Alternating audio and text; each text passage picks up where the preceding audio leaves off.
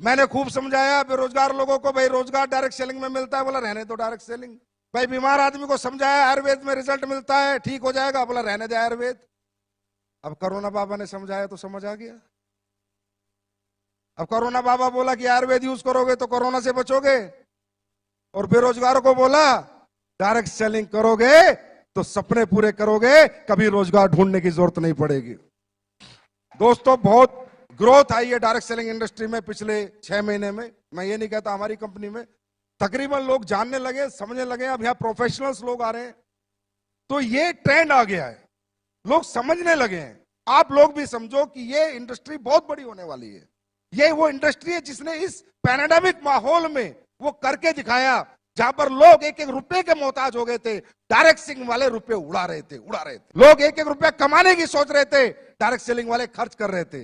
लोग गाड़ियां बेच रहे थे, डायरेक्ट सेलिंग वाले गाड़ियां खरीद रहे थे। ये डायरेक्ट सेलिंग की ताकत है मेरे दोस्त, ये डायरेक्ट सेलिंग की ताकत है।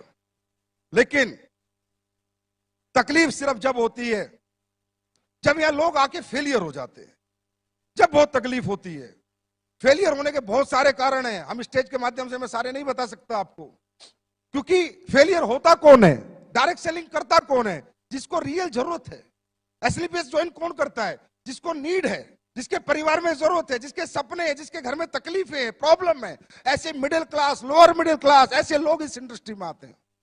और जब वो लोग फेल हो जाते हैं ना, तो मेरे दिल पे बहुत लगता है कि यार अगर अंबानी का बेटा आके यहाँ फेल हो जाए, किसी करोड़पति का बेटा आके फेल हो जाए, समझ में आता है, पर एक गरीब किसान का बेटा आके यहाँ फेल हो जाए समझ में नहीं आता, क्योंकि उसके पास दुनिया में दूसरा कोई रास्ता नहीं कामयाब होने का।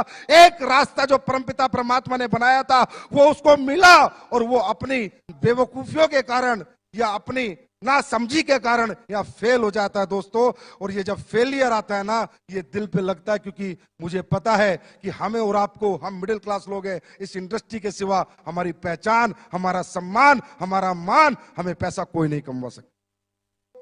सिर्फ एक बात कहना चाहूंगा मेरे दोस्त, बहुत मुश्किल से मिलती है ये इंडस्ट्री, बहुत किस्मत वालों को मिलती है इंडस्ट्री।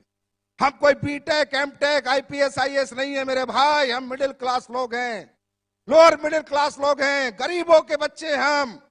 हमने सफर साइकिल पे जिया है, हमने नॉर्मल स्कूल में पढ़ाई की, हमने नॉर्मल जिंदगी जी है। अगर हमें ये धंधा मिल गया तो पीछे मत हटना, डटे रहना, मैदान मत छोड़ना। 4 साल अपने अपलाइन का हाथ पकड़ लेना। शॉर्टकट में बताता हूं, जो सिखाता है सीखना, जो समझाता है समझना, खुद को जीरो समझना, अपलाइन को हीरो समझना। मैं लिख के दे सकता हूं, जिस गरीब आदमी ने हाथ एसलीपीएस के हाथ में दिया उसको अमीर ना बना दिया तो असली बाप की औलाद नहीं।